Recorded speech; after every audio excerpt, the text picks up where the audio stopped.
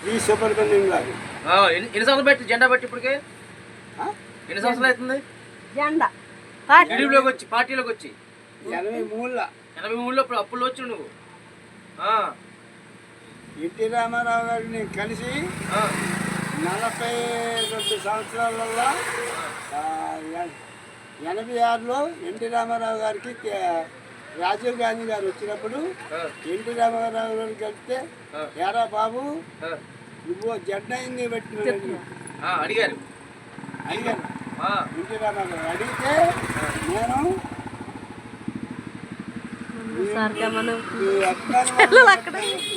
చచ్చిపోయిందా వదిలేవుతురా ఏంటంటాడు రామారావు గారు అన్నారు రామారావు గారు అన్నారు వదలొద్దని చచ్చిపోయిందా దాని వదలను అని అన్న తర్వాత కాంగ్రెస్ వాళ్ళు వచ్చిద్దరు పట్టానికి వచ్చారు తెలుగుదేశం పార్టీ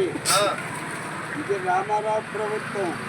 కొడతానికి నా తెలుగుదేశం పార్టీ వాళ్ళు పెడితే చంద్రబాబు నాయుడిని వీళ్ళు కలుపుతావా చంద్రబాబు నాయుడిని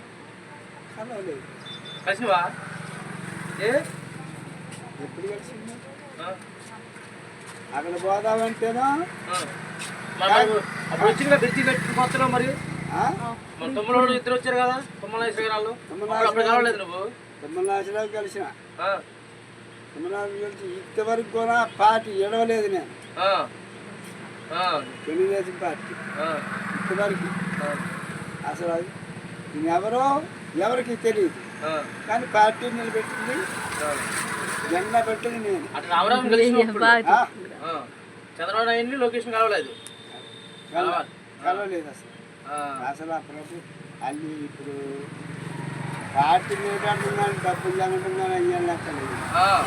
దేవుడు బాబు కావాలి అంతే అంతే దేవుడు అన్నాడు ఎన్టీ రామారావు గారు.